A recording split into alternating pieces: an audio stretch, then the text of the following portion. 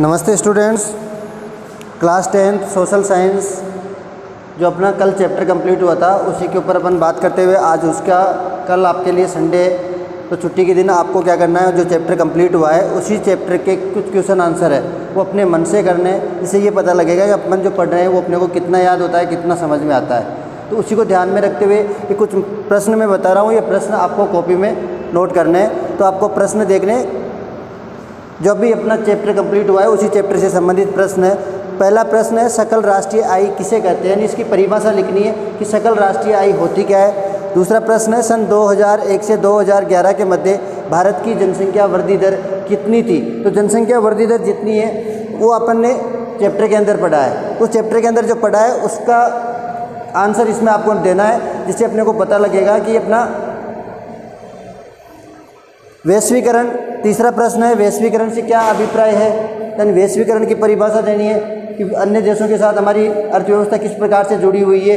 तो उसी को ध्यान में रखते हुए वैश्वीकरण को परिभाषित कीजिए। उदारीकरण एक विचारधारा है, उस विचारधारा को किस प्रकार से अपन एक्सप्लेन कर सकते हैं, आपको उसी चीज़ को दर्शाना है और उसको परिभाषित करना है। फिर उसके बाद में अपन ने लास्ट अपने पढ़ा था स्वदेशी अवधारणा। तो स्वदेशी अवधारणा को परिभाषित कीजिए या स्वदेशी अवधारणा को स्पष्ट कीजिए, होती क्या है स्वदेशी अवधारणा। केवल इसमें इसकी परिभाषा देनी है कि स्वदेशी अवधारणा क्या होती है। नेक्स्ट क्वेश्चन है विनिवेश।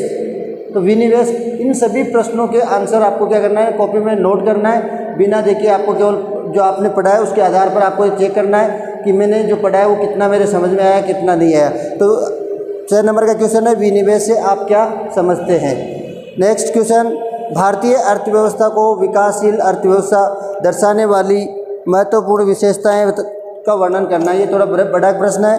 भारतीय अर्थव्यवस्था को विकासशील अर्थव्यवस्था दर्शाने वाली विशेषताओं पर प्रकाश डालिए। ये यहाँ पे लिखा हुआ है नीचे इसी में कि भारतीय अर्थव्यवस्था जो है अपन ने 2 पढ़ा था, भारतीय अर्थव्यवस्था विकसित क्यों है उसकी विशेषता है, और दूसरा पढ़ा था भारतीय अर्थव्यवस्था विकासशील अर्थव्यवस्था। कौन कौन सी ऐसी विशेषता है जिससे अपने देश के बारे में ये पता लगता है कि वो विकासशील अवस्था में है। और लास्ट जो क्वेश्चन है वो है कौशल विकास।